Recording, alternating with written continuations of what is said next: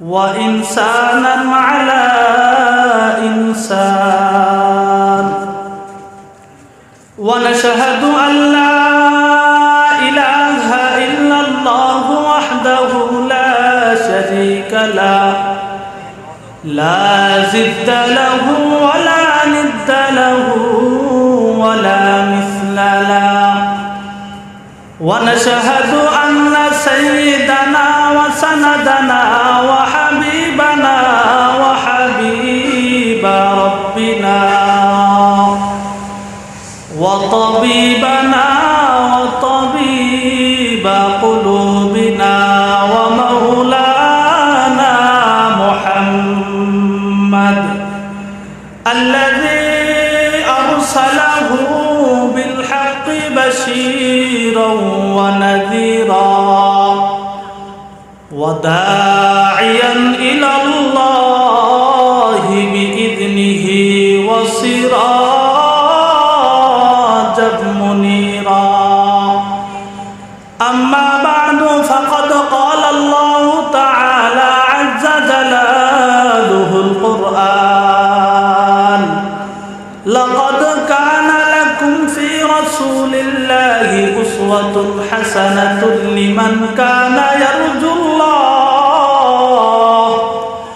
لمن كان يرجو الله واليوم الآخر وذكر الله كثيرا وقال الله تعالى والعصر إن الإنسان لفي خسر إلا الذين آمنوا وعملوا الصالحات وتواصوا بالحق وتواصوا بالصبر عن أنس بن مالك رضي الله تعالى عنه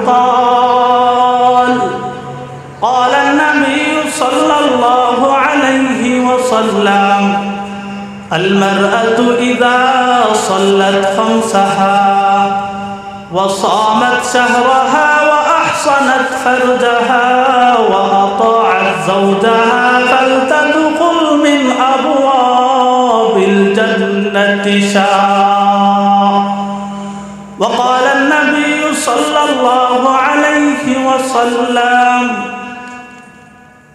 من أحب سنتي فقد أحبني ومن أحبني كان معي في الجنة صدق الله المولانا العلي العظيم وصدق رسوله النبي الكريم ونحن على ذلك من الشاهدين والشاكرين والذاكرين والحمد لله رب العالمين سبحانك لا علم لنا إلا ما علمتنا إنك أنت العليم الحكيم সবাই আমার সাথে মুহাব্বতে দরুদ ইব্রাহিম পড়ুন اللهم صل على محمد وعلى آل محمد كما صليت على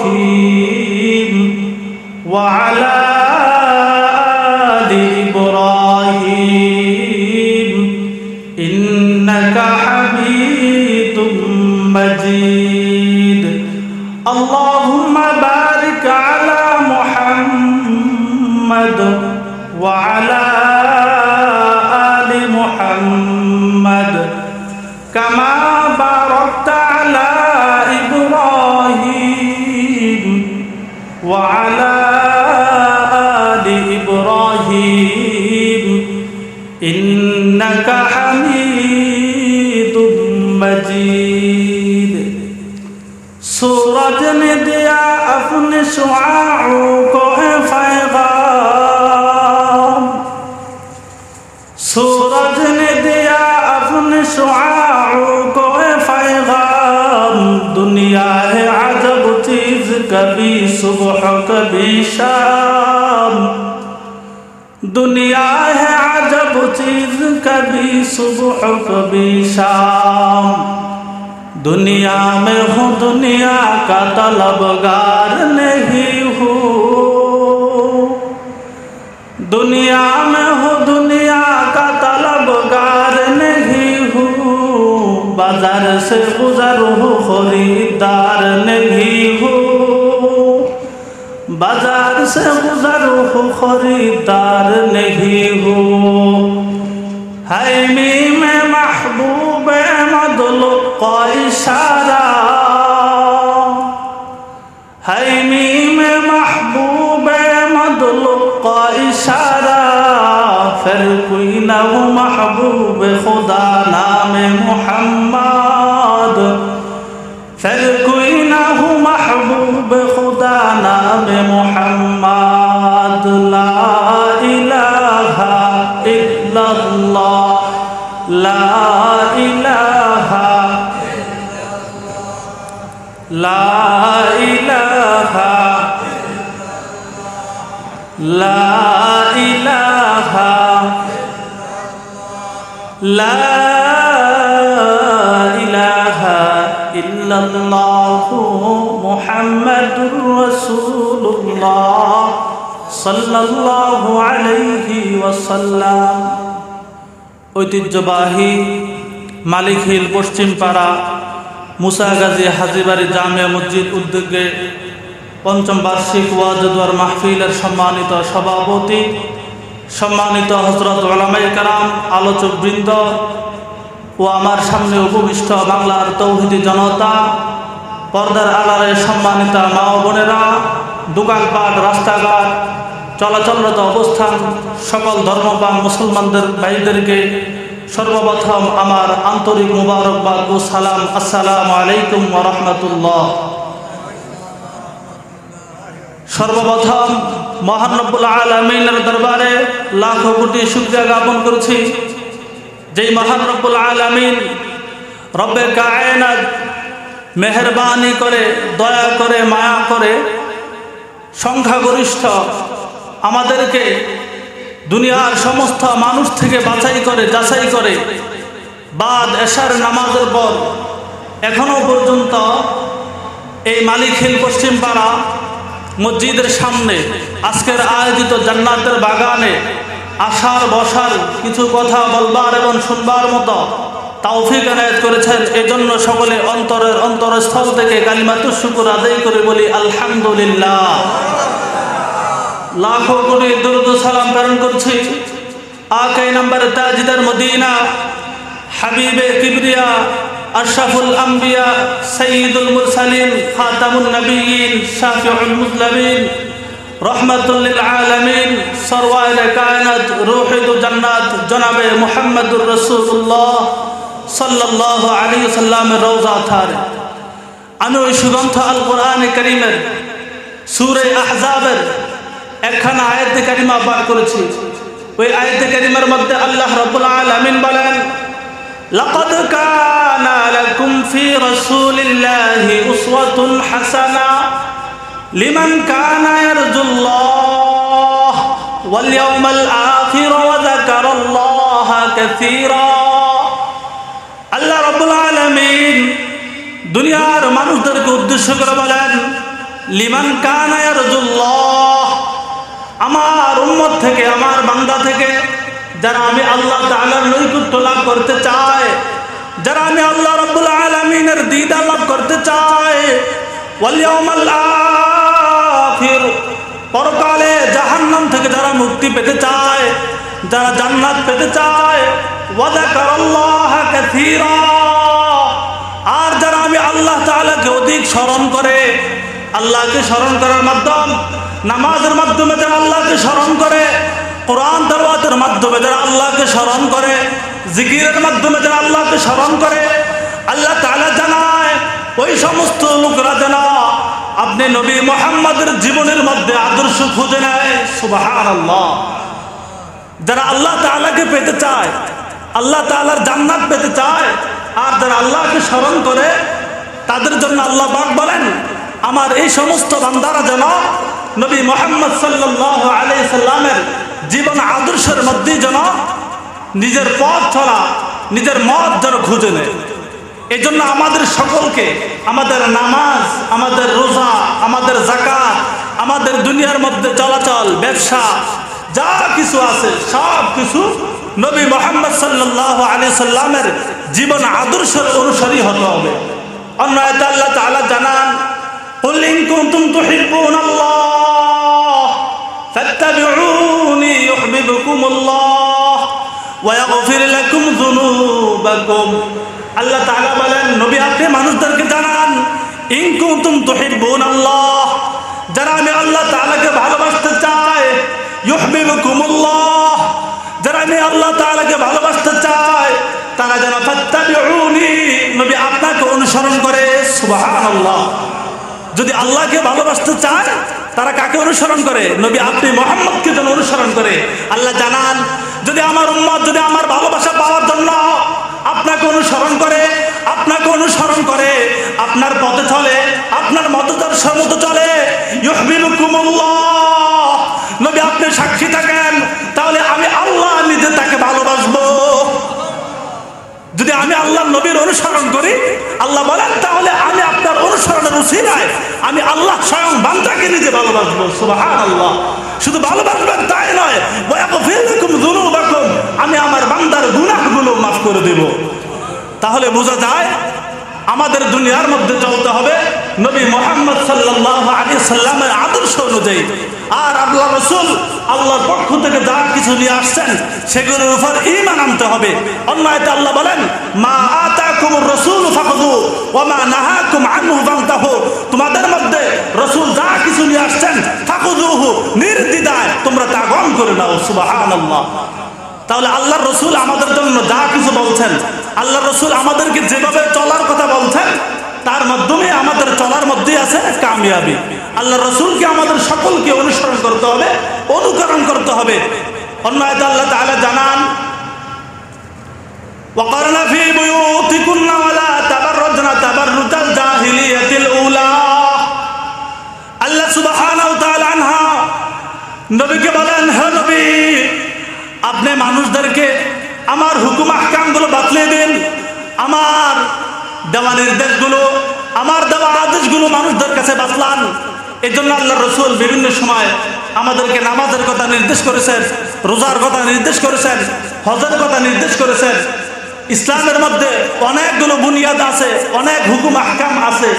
আমি যে আয়াত পাঠ করেছি এই আয়াত কারিমার মধ্যে আল্লাহ তাআলা মানুষদেরকে পর্দার বিধান নাযিল করেছেন। কিন্তু যদি বর্তমানে সমাজের মধ্যে আমরা দেখি, তাহলে সব আমল টুকিটাকে জায়েজ করা হয়, কিন্তু পর্দার আমল বিলকুলই করা হয় না। এই আয়াতে আল্লাহ তাআলা জানান, ওয়াকারনা ফি বুয়ুতিকুন্না ওয়ালা তাবাররাজনা তাবাররুজাল জাহিলিয়াতিল উলা।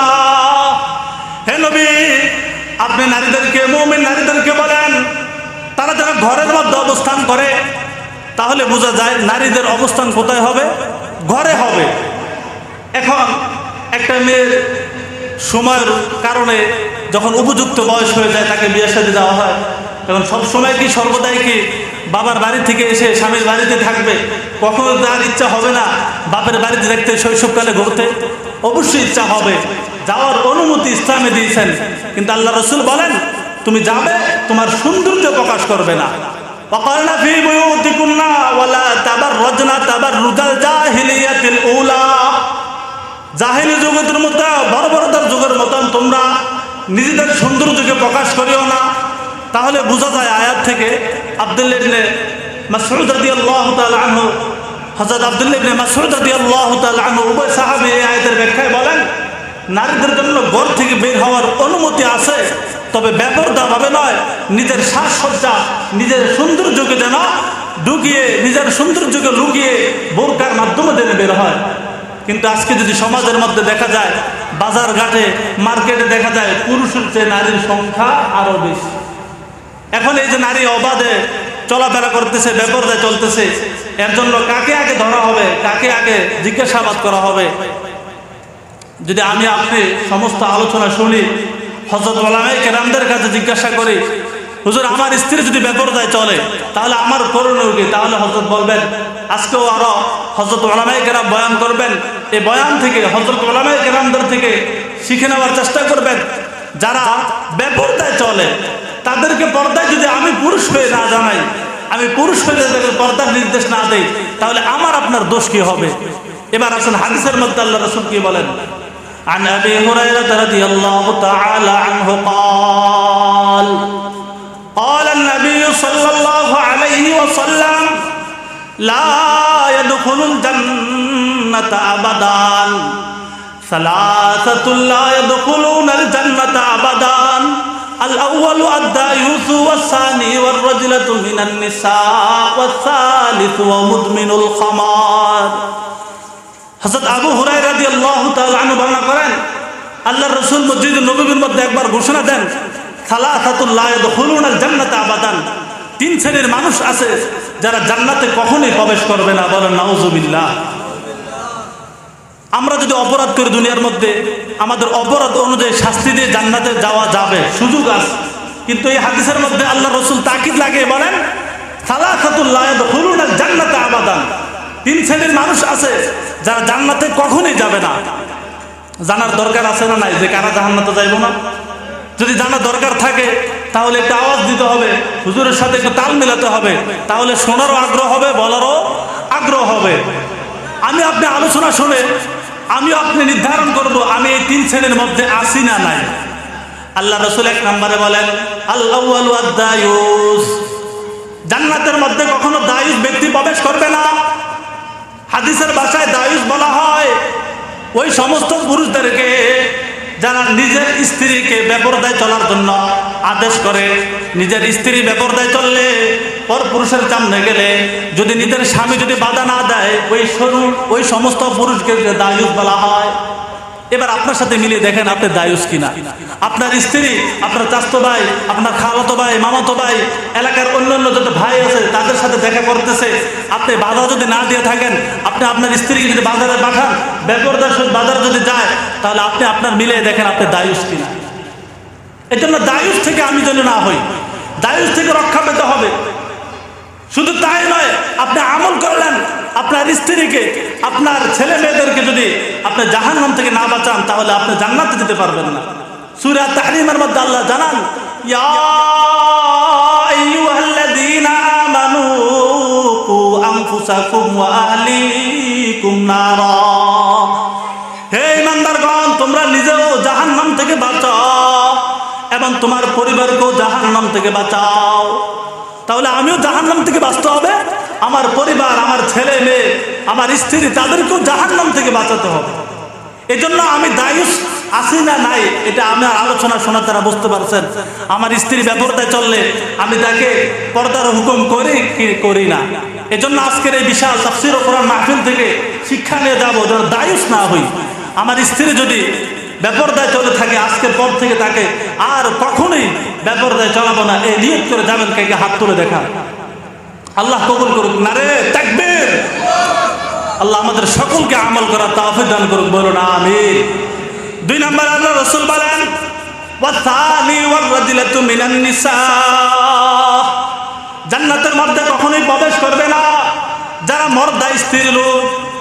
মর্দা স্ত্রী লোক কারে বলা হয়? যারা পুরুষ হওয়া সত্ত্বেও নারীর মতন ভেষ ধরে, নারীর পোশাক পরিধান করে, অথবা যারা নারী হওয়া সত্ত্বেও পুরুষের কোনো পোশাক পরিধান করে, পুরুষের মতন চলাফেরা করে, তাদেরকে মর্দা স্ত্রী লোক বলা হয়। আজকাল সমাজে আছে না নাই? ছেলেদের পোশাক মেয়েরা পরে, মেয়েদের পোশাক ছেলেরা পরে, আছে না নাই? আছে। এমন এমন পোশাক পরিধান করে, বাবার সামনে যেগুলো বড় লজ্জাজনক বিষয়, এমন পোশাক পরিধান করো, আমার আপনার ছেলে মেয়েরা সমাজের মধ্যে ঘুরে বেড়ায়। কথা বলুন ঠিক কিনা? এজন্য আর রাজুলাতু মিনান নিসা, কোন পুরুষ যেন কোন স্ত্রীর পোশাক পরিধান না করে, এবং কোন স্ত্রী, কোন ছেলেও কোন নারীর পোশাক যেন পরিধান না করে।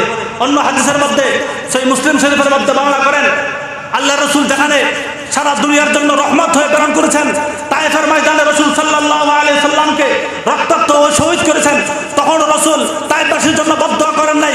কিন্তু এই হাদিসের মধ্যে আল্লাহ রাসূল বলেন, লাআনা রাসূলুল্লাহ সাল্লাল্লাহু আলাইহি সাল্লাম আর রাজুলাতু রাজুলু ইয়ালবাসু লিবসাতাল মারআতি ওয়াল তালবাসু লিবসাতার রাজুলি, যে সমস্ত পুরুষ হওয়া সত্ত্বেও সে নারীর পোশাক পরিধান করে, অথবা কোনো নারী হওয়া সত্ত্বেও পুরুষের পোশাক পরিধান করে, ওই দুই শ্রেণীর নারী পুরুষের জন্য রাসূল লানত করেন, অভিশপ্ত করে বলেন নাউযুবিল্লাহ। তাহলে কত বড় ভয়ঙ্কর! এই জন্যই কবি বলেন লা হাওলা ওয়ালা কুওয়াতা কাইসা বাশার হে, লা হাওলা ওয়ালা কুওয়াতা কাইসা বাশার হে, सूरत बूझी न मगर तुम तो नहीं है, सूरत बूझी न मगर तुम तो नहीं है, ला हौला वला कुव्वता कैसा जमाना, ला हौला वला कुव्वता कैसा जमाना, मर्दू बनती है सूरत जना, मर्दू बनती है सूरत जना। এমন এক জামানার মধ্যে আমরা আছি যে জামানার মধ্যে পিছন দিক থেকে দেখা গেলে সে নারী না পুরুষ বোঝা যায় না। কথা বলুন ঠিক কিনা? এই জন্য আমি বাবা সত্ত্বেও আমার নারীকে, আমার মেয়েকে কোনো এমন পোশাক পরিধান করাবো না যেটা পর্দার লঙ্ঘন হয় এবং যেটা পুরুষের পোশাক হয়। আল্লাহ তাআলা যেন এই শ্রেণীর থেকেও আমাদের হেফাজত করুন, বলুন আমিন। 3 নম্বর রাসূল বলেন ওয়াসালিস ওয়া মুদমিনুল খামার, যে ব্যক্তি দুনিয়ার মধ্যে শরাব পান করবে, মদ পান করবে, নেশা জাতীয় বস্তু পান করবে, ওই ব্যক্তিও জান্নাতে যেতে পারবে না। এজন্য আমরা দায়ুসও হব না, মর্দ স্ত্রীর লোক হব না, মদখোর হব না। আল্লাহ যেন আমাদের সকলকে এই 3 শ্রেণীর থেকে হেফাজত করুন, বলুন আমিন। এখন আমি পুরুষ হওয়া সত্ত্বেও আমার উপর যে আল্লাহ তাআলা দায়িত্ব দিয়েছেন, এই দায়িত্ব আমি কতটুকু পালন করতেছি? আমরা যে ক্ষতির মধ্যে আছি, আমরা যে বিপদের মধ্যে আছি, তা কোথায় টের পাবেন? আমি আপনাদের সামনে খুতবায় যে সূরা পাঠ করেছিলাম, সূরা আসর, যারা কোরআন শরীফ পড়েন বা নাই পড়েন, শুনতে শুনতে আলহামদুলিল্লাহ সূরা আসর সবারই মুখস্থ আছে, আছে না? সকলেই মুখস্থ আছে। এই সূরার মাধ্যমে আল্লাহ তাআলা জানান ওয়াল আসরি ইন্নাল ইনসানা লাফি খুসর ইল্লাল্লাযীনা আমানু ওয়া আমিলুস সালিহাত ওয়া তাওয়াসাউ বিল হাক্কি ওয়া তাওয়াসাউ বিস সাবর। আল্লাহ তাআলা এই সূরার শুরুতে আসর বলে, মহাকালের শপথ করে বলেন। আল্লাহ তাআলার কোনো কথাকে মিথ্যা, আল্লাহ তাআলার সব কথা সত্য, তারপরও আল্লাহ তাআলা কসম খেলেন কেন? ওয়াল আসর, সময়ের শপথ, মহাকালের শপথ। আল্লাহ তাআলা যদি কোরআন নাজিল করেছেন, 4 ইমামের এক ইমাম, ইমাম শাফি রহমতুল্লাহ আলাইহি তার কিতাবের মধ্যে লেখেন, যদি সারা কোরআনের আম্মাজান আয়েশা সিদ্দিকার বর্ণনা মতো বিশুদ্ধ বর্ণনা অনুযায়ী 6666 আয়াত আছে, এই সমস্ত আয়াত যদি নাজিল না করে সূরা আসর যেহেতু নাজিল করেছেন, তাহলে উম্মতের জন্য যদি কেউ সূরা আসরের উপর আমল করে, তার পরকাল এবং ইহকাল দুটোটাই সফল হয়ে যাবে। সুবহানাল্লাহ। তাহলে এই সূরাটা কত দামি! কারণ এই সূরার শুরুতে আল্লাহ তাআলা সময়ের শপথ করে বলেন ওয়াল আসর, মহাকালের শপথ। শুধু তাই নয়, আল্লাহ তাআলা এরকম ভাবে সূরার শুরুতে আরো 3 জায়গায় কসম করেছেন, ওয়াত-তিন ওয়াজ-যাইতুন ওয়া তুর সিনিন ওয়াশ-শামসি ওয়া দুহাহা ওয়াল কমারি ইযা তালাহা ওয়ান নাহারি ইযা জাল্লাহা ওয়াল লাইলি ইযা ইয়াগশাহা। আল্লাহ তাআলা কোরআনে জায়গায় জায়গায় কসম করেছেন, আসমানের কসম করেছেন, জমিনের কসম করেছেন, সূর্যের কসম করেছেন, চন্দ্রের কসম করেছেন, কলমের কসম করেছেন, সময়ের কসম করেছেন, 3 ফলের কসম করেছেন, জাইতুন ফলের কসম করেছেন, নিরাপদ শহর মক্কারও কসম করেছেন। এত কসম খাওয়ার কারণ কি? হাদিসের মধ্যে লেখেন যে আয়াতে আল্লাহ তাআলা কসম করেছেন, কসম খাওয়ার উদ্দেশ্য হলো ওই জিনিসটা গুরুত্বপূর্ণ, ওই জিনিসটার পরের সংবাদ অনেক গুরুত্বপূর্ণ, এই জন্য কসম করেছেন। আল্লাহ তাআলা আসমানের কসম করেছেন, যাতে মানুষ আসমান দেখে আল্লাহ তাআলার নিদর্শন দেখে ঈমান আনে। কত বেঈমান আছে আসমান দেখেও ঈমান আনছে, আনে নাই? আনছে। কারণ এই প্যান্ডেলের মধ্যে কত খুঁটি আছে, কত বাঁশ আছে, কিন্তু খুঁটি যদি না থাকতো এই চাঁদি থাকতো না। আসমান দেখে দেখে জ্ঞানীরা উপদেশ দেয়, এত বড় আসমান, 7 আসমান, কোনো খুঁটি নাই, উপর থেকেও কোনো টান নাই, তারপরও আসমানগুলো কিভাবে সমতল আছে। সুবহানাল্লাহ। জমিনের মধ্যে কোনো প্লেয়ার নাই, এক একটা জমিনের নিচে এক একটা জমিন, 7টা জমিন আছে, কোনো জমিনের মধ্যে কোনো খুঁটি নাই। এভাবে জমিন কিভাবে টেকে আছে? এভাবে আল্লাহ তাআলার নিদর্শনগুলো দেখে কত বেঈমান ইমান আনে আর জানায় রব্বানা মা খালাকতা হাযা বাতিলা সুবহানাকা ফাকিনা আযাবান নার। আল্লাহ তাআলার নিদর্শনগুলো দেখে দেখে বেঈমানরাও ঈমান আনে। কত গবেষকরা, কত খ্রিস্টানরা, কত পণ্ডিতরা, কত পাদ্রীরা আল্লাহ তাআলার এই নিদর্শনগুলো দেখে ঈমান আনছেন। আল্লাহ তাআলার সময়ের শপথ করে বলেন ওয়াল আসরি ইন্নাল ইনসানা লাফি খুস, নিশ্চয়ই মানুষ ক্ষতিগ্রস্ত, মানুষ জাহান্নামী। আল্লাহ তাআলা সবাইকে জাহান্নামী বলছেন। ওয়াল আসরি ইন্নাল ইনসানা লাফি খুস, নিশ্চয়ই একত্র শপথ করেছেন, আবার তাকিদ লাগে বলেন অবশ্যই লাফি খুস, মানুষ ক্ষতিগ্রস্ত, মানুষ জাহান্নামী, সবাইকে জাহান্নামী বলছেন। এখানেই শেষ আয়াত না? সামনে আরো আয়াত আছে। ইন্নাল ইনসানা লাফি খুস বলে আল্লাহ তাআলা ক্ষান্ত থাকেন নাই। আল্লাহ তাআলা আয়াতের পরে বলেন ইল্লা, কিন্তু, কিন্তু লাগাই দিস, সবাই জাহান্নামী, সবাই ক্ষতিগ্রস্ত, সবাই বিপদের মধ্যে আছে। ইল্লা, তবে কিছু মনে হয় সুযোগ আছে। আল্লাহ তাআলা এতে জানান ইল্লাল্লাযীনা আমানু ওয়া আমিলুস সালিহাত, তবে যার মধ্যে 4টা গুণ থাকবে তারা জাহান্নামী না, তারা বিপদের মধ্যে নয়, তারা হবে জান্নাতি। সুবহানাল্লাহ। কয় গুণ? 4 গুণ। 1 নম্বর আল্লাহ বলেন ইল্লাল্লাযীনা আমানু, তবে যারা আমার উপর ঈমান আনছে, যারা ঈমানদার, ওয়া আমিলুস সালিহাত, এবং যারা নেক আমল করে। প্রথম নম্বর গুণ কি? যারা ঈমান আনে, ওয়া আমিলুস সালিহাত, এবং যারা নেক আমল করে। 3 নম্বর আল্লাহ তাআলা বলেন যারা ঈমান আনে এবং নেক আমল করে, ওয়া তাওয়াসাউ বিল হাক্কি, এই ঈমান এবং আমলের কথা অন্যের কাছে পৌঁছে দেওয়া। কার কাছে?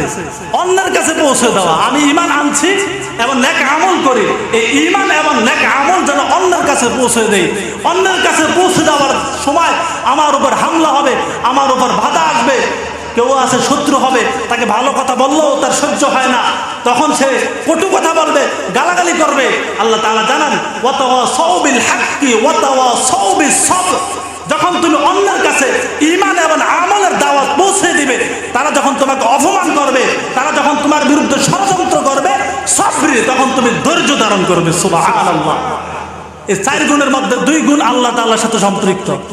ঈমান আনা আল্লাহ তাআলার সাথে সম্পৃক্ত, নেক আমল করা আল্লাহ তাআলার সাথে সম্পৃক্ত। এই 2টা যদি কোনো ত্রুটি থাকে আল্লাহ চাইতো মাফ করে দিতে পারেন, কিন্তু পরের 2টা বান্দার সাথে সম্পৃক্ত। আমি ঈমান আনছি, আমি নেক আমল করি, এখন এই ঈমান এবং নেক আমল যদি অন্যের কাছে পৌঁছে দেয় না দেয়, তাহলে আমি বান্দার হক নষ্ট করলাম। অন্য এখন কারা? ওই আয়াতে কারিমা বলেছিলাম ইয়া আইয়ুহাল্লাযীনা আমানু কু আনফুসাকুম ওয়া আহলিকুম নারা। অন্য হলো আপনার পরিবার, নিজ জাহান্নাম থেকে বাঁচাও, নিজ পরিবারকেও জাহান্নাম থেকে বাঁচাও। এক একজনের দায়িত্বশীল। আলা কুল্লুকুম রাইন ওয়া কুল্লুকুম মাসউলুন আন রাইয়াতিহি, আমরা প্রত্যেকেই কারো না কারো অধীনে আছি। ছেলে তার বাবার অধীনে আছে, স্ত্রী তার স্বামীর অধীনে আছে, এজন্য ইমাম তার এলাকার অধীনে আছেন, চেয়ারম্যান তার ইউনিয়নের অধীনে আছেন, মন্ত্রী তার থানার অধীনে আছেন, প্রধানমন্ত্রী গোটা দেশের অধীনে আছেন। এজন্য আমি নিজেও জাহান্নাম থেকে বাঁচবো, নিজ ঈমান আনবো, আমল করব, অন্যের কাছে পৌঁছে দেব। এই অন্যের কাছে পৌঁছে দেওয়ার অন্যতম মাধ্যম হলো আপনাদের এই মাহফিল। বলেন সুবহানাল্লাহ।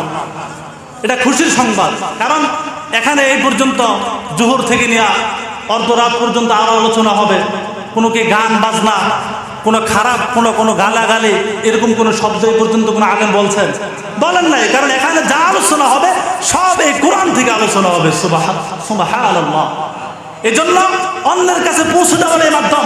কিন্তু আফসোস, এমন ওয়াজ মাহফিল করতে গেলেও কত মানুষ বিরোধিতা করে, কত মানুষ শত্রুতামি করে, এই কোরআন হাদিসের আলোচনা বন্ধ করতে দেওয়া হয়। তাদেরকে আমি বলবো ইন্নাকা, আল্লাহ তাআলা যেখানে কোরআনের নিজে জিম্মাদার হয়েছেন, যেখানে কোরআন হেফাজত করার কথা আল্লাহ তাআলা নিজেই বলেছেন, সেখানে কোনো বিরোধিতা করে, কোনো ষড়যন্ত্র করে, মাহফিল কমিটির বিরুদ্ধে গিয়ে মাহফিলের ষড়যন্ত্র করে মাহফিল বন্ধ করা যাবে না। কথা বলেন ঠিক কিনা? যতই বাধা আসুক আমরা ধৈর্য ধারণ করব। দ্বীনের দাওয়াত পৌঁছে দিতে যাওয়ার মাধ্যমে শয়তান বিভিন্নভাবে ষড়যন্ত্র দেয়, বিভিন্নভাবে কুমন্ত্রণা দেয় যে অমুকরে যাও, মাহফিলে যেন না হয়। কিন্তু আজকে যদি কোনো খেলার অনুষ্ঠান হতো, কোনো নাচ গানের অনুষ্ঠান হতো, তখন কেউ বিরোধিতা করবে না। কিন্তু এই কোরআন এবং হাদিসের মাহফিল করতে গেলে বিরোধিতা হয়, কারণ তাদের পিছনে কোনো না কোনো ষড়যন্ত্রকারী আছে যারা আমাদের শত্রু। তারা হলো পশ্চিমা, তারা হলো আমেরিকা, তারা হলো ভারত। কথা বলুন ঠিক কিনা? তারা চায় মুসলমানদের ছেলে মেয়েদেরকে বেঈমান করে তাদের মতন জাহান্নামী করতে। এজন্য আমি সোচ্চার হয়ে, আমি সজাগ হয়ে, আমি আমার বাবার জায়গা থেকে, আমি আমার অভিভাবকের জায়গা থেকে, আমি আমার পরিবারকে জাহান্নাম থেকে বাঁচাতে হবে। যতই তারা ষড়যন্ত্র করুক, যতই তারা বিরোধিতা করুক, এসব কোরআন হাদিসের মাহফিলে আলোচনা বন্ধ করে দিতে।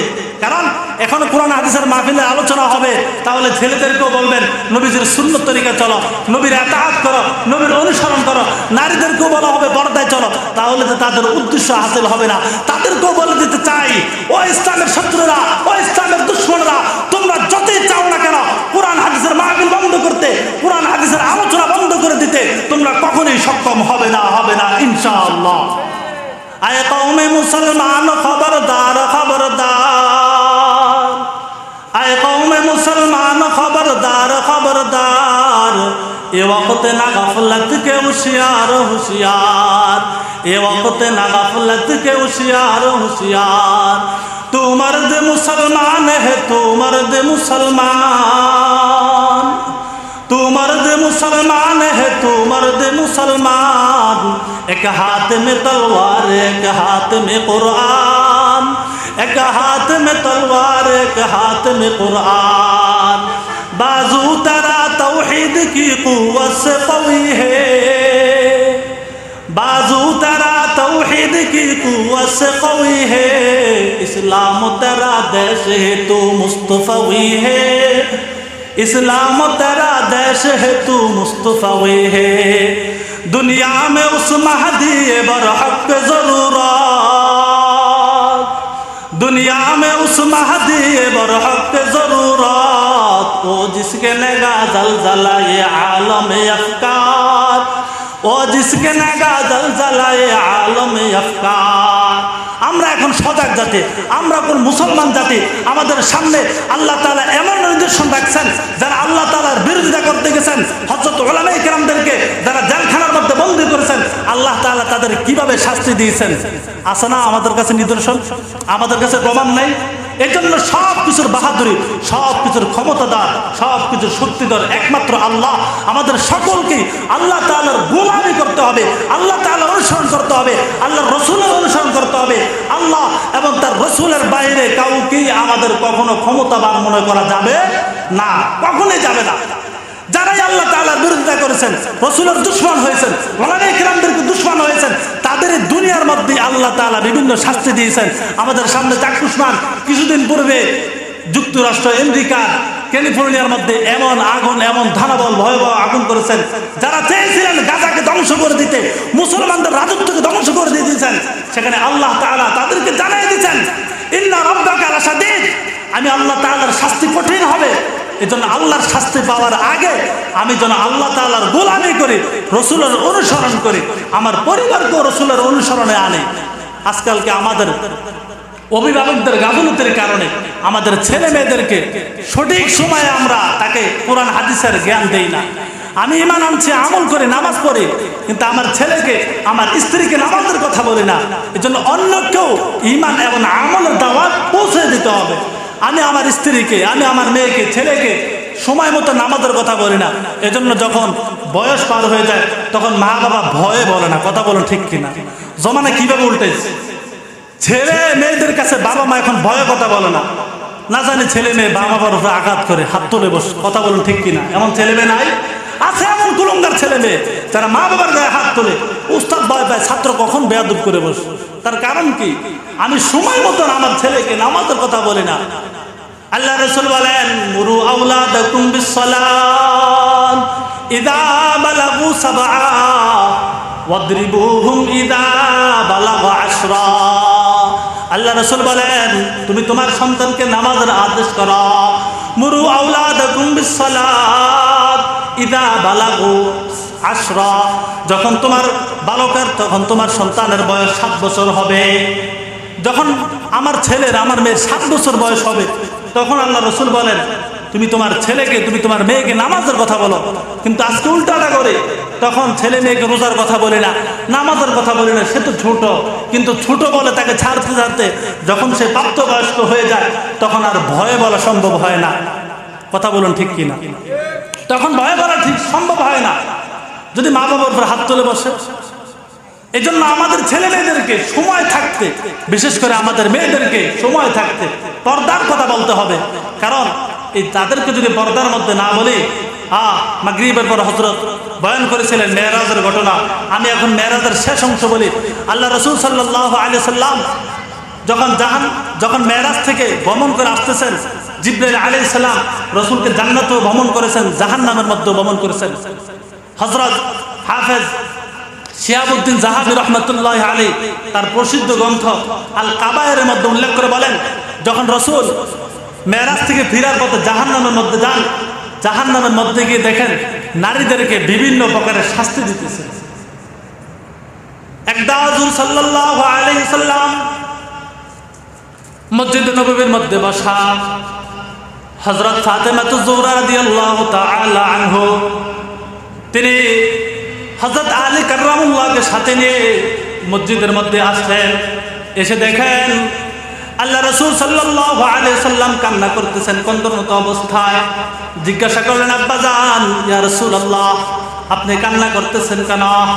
আল্লাহ রাসূল সাল্লাল্লাহু আলাইহি সাল্লাম বলেন, আমি যখন মেরাজ থেকে ফিরে আসি, জাহান্নামের মধ্যে যাই, জাহান্নামের মধ্যে গিয়ে দেখি জাহান্নামে এক শ্রেণীর নারীদেরকে তাদের চুলের উপর ঝুলন্ত অবস্থায় লটকে রাখছে, তাদের মাথার মগজগুলো টকবক করে জাহান্নামের আগুনের মধ্যে পড়তেছে। আল্লাহ রাসূল সাল্লাল্লাহু আলাইহি সাল্লামকে জিজ্ঞাসা করেন, ইয়া রাসূলুল্লাহ, এই নারীদের এমন শাস্তি দেওয়ার কারণ কি? আল্লাহ রাসূল বলেন, আমি জিবরাইল আলাইহিস সালামকে বললাম, জিবরাইল নারীর শাস্তির কারণ বর্ণনা করো। জিবরাইল বলেন, যারা দুনিয়ার মধ্যে যে সমস্ত নারীরা নিজেদের চুলগুলো বেগানা পুরুষকে দেখে রাস্তাঘাটে হাঁটছে, ওই সমস্ত নারীদেরকে জাহান্নামে তাদের চুলের উপর ঝুলন্ত অবস্থায় লটকে শাস্তি দেওয়া হয়। নাউজুবিল্লাহ। আল্লাহ রাসূল বলেন, যখন আমি আর একটু সামনে যাই, জাহান্নামে নারীদের এক শ্রেণীর দেখতে পাই, তাদের জিহ্বার মাধ্যমে জাহান্নামে ঝুলন্ত অবস্থায় লটকে রাখছে, তাদের মাথার মগজগুলো তাদের শরীরের রক্ত পর্যন্ত ঝরতেছে। আম্মা জান বলেন, ইয়া রাসূলুল্লাহ, জাহান্নামে নারীদের এই শাস্তি দেওয়ার কারণ কি? আল্লাহ রাসূল বলেন, যারা দুনিয়ার মধ্যে নিজের জিহ্বা দ্বারা, নিজের কথা দ্বারা যে সমস্ত নারীরা স্বামীকে কষ্ট দিয়েছে, স্বামীকে কষ্ট দেওয়ার কারণে, কথা দ্বারা আঘাত দেওয়ার কারণে, মানুষকে জবান দ্বারা কষ্ট দেওয়ার কারণে তাদের এই শাস্তি দেওয়া হচ্ছে। এবার বলেন, আপনাদের এলাকায় এমন আছে না নাই? সারাদিন ক্ষেত কামারি করে, সারাদিন কামাই করার পরও যখন ঘরে ফিরে স্ত্রী স্বামীর সাথে এমন এক ব্যবহার করে, স্বামী কষ্ট পায়, পায় না? কথা বলুন ঠিক কিনা? কষ্ট পায়। এই জন্য আমি আমার মা বোনদেরকে বলবো, সাবধান। যার উপর আল্লাহ তাআলা বলেন, আমি যদি সিজদা দেওয়ার কাউকে হুকুম দিতাম মাখলুকের মধ্যে, তাহলে স্ত্রীকে বলতাম স্বামীকে সিজদা করো। স্বামী এত মহামূল্যবান সম্পদ, তারপরও মা বোনরা স্বামীর সাথে খারাপ ব্যবহার করে, স্বামীর না শুকরিয়া আদায় করে। এই জন্য আমার জবান দ্বারা যেন আমার স্বামী কষ্ট না পায়, এই জন্য মা বোনরা সোচ্চার হতে হবে। এখানে আমাদেরও কিছু গুরুতর দোষ আছে, আমরাও আমাদের স্ত্রীর সাথে ওই রকম ভালোবাসার সম্পর্ক জড়াইতে পারি নাই। আগের এখন যারা মুরব্বী আছেন তাদের সম্পর্ক আলহামদুলিল্লাহ অনেক কটু আছে, কিন্তু বর্তমানে যারা এখন বাবা হচ্ছে, যারা স্বামী স্ত্রী হচ্ছে, তাদের মধ্যে এই মিল মোহাব্বত নাই। তার কারণ পরপুরুষ অন্য যাকে দেখি তাকে সালাম করি, কিন্তু স্বামী স্ত্রীর মধ্যে সালাম কালাম নাই। কথা বলুন ঠিক কিনা? অথচ সালাম দ্বারা দোয়া করা হয়, আল্লাহ আপনার উপর শান্তি এবং রহমত দর্শন করা হোক। এখন এই সালাম যদি আমার স্ত্রীকে না দেয়, স্ত্রীর উপর কি আল্লাহ রহমত করবেন? করবেন না। এই জন্য স্বামীর ভালোবাসা, স্ত্রীর ভালোবাসা পেতে হলে স্বামী স্ত্রীর মধ্যে সালামের ব্যাপক প্রসার করতে হবে। আমি আমার স্ত্রীর মন জয় করতে পারলে আমার স্ত্রীও আমার জবান দ্বারা, তার জিহ্বা দ্বারা আমাকে আঘাত করবেন না। মা বোনরা শুনুন, হযরত উম্মে সালমা রাদিয়াল্লাহু তাআলা আনহা বর্ণনা করেন, আইয়ু ইমরাতিন মাতাত ওয়া যাওজুহা আন রাজিন দাখালাল জান্নাহ। উম্মে সালমা রাদিয়াল্লাহু তাআলা আনহা বর্ণনা করেন, কোন স্ত্রী লোক যদি মৃত্যুবরণ করে, আইয়ু ইমরাতিন মাতাত ওয়া যাওজুহা আন রাজিন। কোন স্ত্রীর লোক মারা গেল আর তার স্বামী তার উপর সন্তুষ্ট ছিল, আল্লাহ রাসূল বলেন ওই নারী ওই স্ত্রীর ঠিকানা হবে দাখালাতিল জান্নাহ, জান্নাতের মধ্যে। সুবহানাল্লাহ। এজন্য জান্নাতে যাওয়া সহজ। আমি আমার স্বামীর সাথে যদি ভালো ব্যবহার করে, ভালো আচরণ করে, এই ব্যবহার দ্বারা, এই আচরণ দ্বারা জান্নাতে যাওয়া সহজ হবে। নারীদের জন্য জান্নাতে যাওয়া আরো সহজ। নবীজি 10 বছরের খাদেম বিশিষ্ট সাহাবী হযরত আনাস ইবনে মালিক রাদিয়াল্লাহু তাআলা আনহু বর্ণনা করেন, আল মারআতু ইযা সাল্লাত খামসাহা ওয়া সামাত শাহরাহা ওয়া আহসানাত ফারজাহা ওয়া আতাআত যাওজাহা ফালতাদখুল মিন আবওয়াবিল জান্নাতি শা। রাসূল সাল্লাল্লাহু আলাইহি ওয়াসাল্লাম বলেন, যেই নারী আল মারআতু ইযা সাল্লাত খামসাহা সময় মতন 5 ওয়াক্ত নামাজ আদায় করবে, ওয়া সামাত শাহরাহা রমজান মাস আসলে রোজা রাখবে, ওয়া আতাআত যাওজাহা স্বামীর আনুগত্য করবে, ওয়া আহসানাত ফারজাহা লজ্জাস্থানের হেফাজত করবে। আল্লাহ রাসূল বলেন এই 4 গুণে যে নারী গুণান্বিত হবে মিন আবওয়াবিল জান্নাতি শা, তাহলে ওই নারী জান্নাতের যে কোনো দরজা দিয়ে ইচ্ছা প্রবেশ করতে পারবে। সুবহানাল্লাহ। নারীর জন্য জান্নাতে যাওয়ার রাস্তা সহজ, কিন্তু আজকে আমার মা বোনরা জান্নাতের সহজ রাস্তা বাদ দিয়ে জাহান্নামের রাস্তায় ঘুরতেছে, রাস্তাঘাটে বের হচ্ছে। আব্দুল্লাহ ইবনে মাসউদ বলেন, আল মারআতু আওরাতুন, মহিলা হলো গোপনে অতীত। ফাইদা খরাজাত ইস্তাশাফা শাইতান, যখন সে ঘর থেকে বের হয়, যখন সে তাকে প্রদর্শন করে, তার সৌন্দর্যকে মানুষের সামনে নিয়ে আসে, ইস্তাশাফা শাইতান, তখন শয়তান তার দিকে উকি ঝুঁকি মেরে তাকায়। কথা বলেন ঠিক কিনা? শয়তান আছে না? শয়তান আছে, মানুষ রূপী শয়তান আছে। বকাটের ছেলেরা তাকে টিজিং করে। আর যদি সে ঘরের মধ্যে অবস্থান করে, ওয়া আকরাবু মা তাকুনু মির রাহমাতি রাব্বিহা, তাহলে সে আল্লাহ তাআলার রহমতের অধিক নৈকট্য থাকে। সুবহানাল্লাহ। এজন্য নারী ঘরের মধ্যে অবস্থান করবে। এখন সে শুধু নারীদের পর্দা করবে, পুরুষের পর্দা করতে হবে না? পুরুষও পর্দা করবে। সূরা আন-নূরের মধ্যে আল্লাহ জানান, কুল লিল মুমিনিনা ইয়াগুদ্দু মিন আবসারিহিম ওয়া ইয়াহফাযু ফুরুজাহুম যালিকা আযকা লাহুম ইন্নাল্লাহা খাবীরুম বিমা ইয়াসনাউন। হে মুমিন পুরুষ, তোমরাও তোমাদের দৃষ্টিকে সংযত রাখো, অবনত রাখো, নিচু করে চলো। ওয়া ফুরুজুহুম, এবং তোমাদের লজ্জাস্থানের হেফাজত করো। নারীও পর্দা করবে, পুরুষও পর্দা করবে। যদি সারা দুনিয়ার নারীরা যদি উলঙ্গ হয়ে যায়, কোনো পুরুষের তার দিকে তাকানোর অনুমতি নাই। যদি সারা দুনিয়ার নারী যদি উলঙ্গ হয়ে রাস্তায় চলে, আমি পুরুষ হিসাবে আমার চোখকে কি করতে হবে? সংযত রাখতে হবে। আমি যদি পুরুষ হয়ে যদি কোনো বেগানা নারীর দিকে তাকাই, আমার চোখের জিনা হবে। এই জন্য সর্বস্তরের মানুষকেই পর্দা করতে হবে। ভাই, জান্নাতে যাওয়ার রাস্তা খুবই সহজ। আমি যদি 4 গুণে গুণান্বিত হতে পারি, নিজের ঈমান ঠিক রাখতে পারি। আল্লাহ তাআলা বলেন নাই সারাক্ষণ তুমি আমার নামাজ আদায় করো, সারাক্ষণ আমার গোলামি করো। আল্লাহ তাআলা 24 ঘন্টা থেকে মাত্র 2.5 ঘন্টা সময় 5 ওয়াক্ত নামাজ পড়ার জন্য ডাকেন। তুমি নামাজ পড়ো, সংসার করো, বাধা নাই। তুমি নামাজ পড়ো, দোকান করো, বাধা নাই। তুমি নামাজ পড়ো, খেতে কামারি কৃষিকাজ করো, বাধা নাই। আল্লাহ তাআলা বলেন নাই তুমি সারাক্ষণ থেকে নামাজ পড়ো, সারা রাত দাঁড়িয়ে নামাজ পড়ো, সারা দিন রোজা রাখো, সারা বছর রোজা রাখো। এত কঠিন করেন না, অল্প সময় চেয়েছে। কিন্তু আমরা এই অল্প সময়টুকু আল্লাহর জন্য দিই না। 5 ওয়াক্ত নামাজের জন্য ডাকে, আমরা আসি না। তাহলে বেঈমানদের মধ্যে আর আমাদের মধ্যে পার্থক্য কি? আমি মুসলমান হয়ে ইমানদার যদি দাবি করি, যদি নামাজের মধ্যে যদি না আসি, মসজিদের মধ্যে না আসি, কোনো পার্থক্য আছে? নবীদের সাহাবী হযরত জাবের বলেন, বাইনাল আবদি ওয়া বাইনাল কুফরি তারকুস সালাত। মুমিন এবং মুসলমানের মধ্যে, বেঈমান এবং মুসলমানের মধ্যে, কাফের এবং মুসলমানের মধ্যে পার্থক্য হলো নামাজ। অন্য আয়াতে আল্লাহ জানান, আফামান কানা মুমিনান কামান কানা ফাসিকা লা ইস্তাউন। যারা নামাজ পড়ে, যারা ইমানদার, আর যারা নামাজ পড়ে না বেঈমান, তারা কি এক বরাবর? আল্লাহ নিজে জানায় দেন লা ইস্তাউন, তারা কখনোই সমান নয়। যে নামাজ পড়ে আর যে নামাজ পড়ে না, তারা কি কখনো সমান হতে পারে? কখনোই সমান হতে পারে না। এই জন্য আল্লাহ পাক আমাদেরকে যে আমলগুলোর কথা বলছেন, পর্দার যে নির্দেশ দিয়েছেন, আল্লাহ তাআলা বিভিন্ন আয়াতে আমাদেরকে নামাজ, সামনে রমজান, রোজা নির্দেশ, যদি সামর্থ্যবান হই, হজের যদি সুযোগ থাকে হজ, আমার যদি টাকা থাকে যাকাতের সময় যাকাত, এই আমল যদি করতে পারি তাহলে আমার জন্য আপনার জন্য অনন্তকালের জিন্দেগি জান্নাত পড়ে আছে। জান্নাতে যাওয়ার রাস্তা একেবারে সোজা, শুধু ঈমান রাখবো আর আমল করব, অন্যকে ঈমানের দাওয়াত পৌঁছে দেব। এই গোটা জমিন আমরা দেখতেছি, সব কিছু কিন্তু আল্লাহ তাআলা আমাদের জন্য বানাইছেন। শুধুমাত্র আমাদেরকে আল্লাহ বানাইছেন আল্লাহর ইবাদত করার জন্য। সুবহানাল্লাহ। আল্লাহ তাআলা জানায় দেয়, লিয়াবুদুল্লাহ মুখলিসিনা লাহুদ্দিন,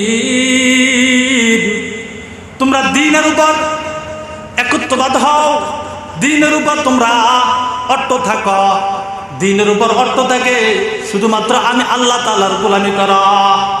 আল্লাহ তাআলা আকাশ এবং জমিন আমাদের দু চোখের সামনে যা কিছু আছে সব কিছু মানুষের জন্য বানাইছেন, আর শুধুমাত্র মানুষকে আল্লাহ তাআলার জন্য বানাইছেন।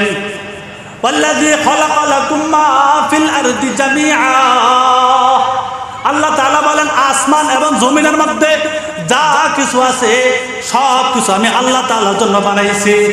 আমি জমিনের মধ্যে থাকে আল্লাহ তাআলার নাফরমানি করি, তারপরও জমিন আমার জন্য খেদমত করে। আমি আসমানের নিচে থাকে আল্লাহ তাআলার হুকুম মানি না, আল্লাহ তাআলার নাফরমানি করি, তারপরও আল্লাহ তাআলা আমাদের জন্য সূর্যের আলো দেন। আমি আসমানের উপর থেকে জমিনের নিচে, জমিনের উপর থেকে আসমানের নিচে থেকে আল্লাহ তাআলার নাফরমানি করি, আল্লাহ তাআলার হুকুম মানি না, তারপরও সাগরের সমুদ্রের মাছ আমার খেদমত করে। কথা বলুন ঠিক কিনা? আমি নামাজ পড়ি না, তারপরও ঘরে যাই, সকালের নাস্তা তৈরি, দুপুরের খাবার রেডি, রাতের ডিনারও রেডি, সব খাবার আমার সামনে উপস্থিত, সব খেদমত আল্লাহ করতেছেন। আমি জমিনের মধ্যে থেকে আল্লাহর হুকুম না মানলেও আল্লাহ তাআলা আমাকে রিজিক দিতেছেন, এর চেয়ে বড় মেহেরবানি আর হতে পারে? তারপরও মানুষ বুঝে না আল্লাহ তাআলা যে জমিনকে তার খেদমতের জন্য বানাইছেন। এ জমি মেরে লিয়ে হে আসমাं মেরে লিয়ে, এ জমি মেরে লিয়ে হে আসমাं মেরে লিয়ে, और है मखलूक खिदमत गुल जहां मेरे लिए, और है मखलूक खिदमत गुल जहां मेरे लिए, बरगबर मेरे लिए है हर समर मेरे लिए, बरगबर मेरे लिए है हर समर मेरे लिए, हर चमन मेरे लिए है हर गुलिस्तां मेरे लिए, हर चमन मेरे लिए है हर गुलिस्तां मेरे लिए, एक मेरे दम से है इज़मार आलम का गो, एक मेरे दम से है इज़मार आलम का गो, वक्त खिदमत है ये सब कानू मकाम मेरे लिए, वक्त खिदमत है ये सब कानू मकाम मेरे लिए, कोई ना हो रोज़े अज़ल से हो सुकी तक़सीम कार, कोई ना हो रोज़े अज़ल से हो सुकी तक़सीम कार, अरे मैं हूँ मालिक के लिए और गुल जहां मेरे लिए, मैं हूँ मालिक के लिए और गुल जहां मेरे लिए। আমি হবে আল্লাহ তাআলার জন্য, আর আল্লাহ তাআলার যত সৃষ্টি আছে সব হবে আমি বান্দার জন্য। সুবহানাল্লাহ। সব কিছু আপনার সেবা করে, বাতাস আপনাকে বাতাস দেয়, আগুন আপনার উপকারে আসে, পানি আপনার উপকারে আসে। আমি আপনার দুই চোখের সামনে যা দেখি গাছপাতা তরুলতা সব কিছু আমার খেদমত করে। আমি মানুষ হিসাবে, আমি মাখলুকাত হিসাবে আমার উচিত একমাত্র রবকে সিজদা করা, আল্লাহ তাআলার গোলামি করা, আর রসুলের সুন্নতের অনুসরণ করা, রসুলের সুন্নত অনুযায়ী চলা। আমি দুনিয়ার মধ্যে থেকে আল্লাহর নিয়ামত ভোগ করে যদি আল্লাহ তাআলার শুকরিয়া আদায় করে, সিজদা আদায় করে, নামাজ আদায় করে, আর রসুলের সুন্নত তরিকায় চলি, তাহলে আল্লাহ এবং তার রসুলের পথে মতে চলার কারণে আমার ইহকাল এবং পরকাল যেটা আমার জন্য সামনে অপেক্ষা করতেছে, এই দুনিয়ার মধ্যে আমি আপনি কত কিছু সাজাইতেছি, আসমান সাজাইতেছি, বাড়ি সাজাইতেছি, ঘর সাজাইতেছি, সব সাজাইতেছি, কিন্তু আমার আপনার যখন মৃত্যু হয় তখন এগুলো সাথে নিয়ে যেতে পারি? কোনো কিছুই সাথে নিয়ে যেতে পারি না, শুধুমাত্র আমার আপনার সাথে আমল যাবে। এজন্য আজকের এই বিশাল তাফসীরুল কোরআন মাহফিল থেকে আমরা বিভিন্ন আমলের সবক শুনবো এবং নিজেদের আমলের মধ্যে ফিট করে নিজের বাকি জিন্দেগিটা আমল অনুযায়ী চালাবো। আল্লাহ তাআলা যেন আমাদের সকলকে যে কথাগুলো বলা হয়েছে নিজে এবং অন্যকে আমল করার, নিজেও আমল করব, অন্যকে আমল করার জন্য উপদেশ দেব। আল্লাহ তাআলা যেন আমাদের সকলকে তৌফিক দান করুক। ওয়া আখির দাওয়ানা আনিল হামদুলিল্লাহি রাব্বিল আলামিন। আসসালামু আলাইকুম ওয়া রাহমাতুল্লাহ।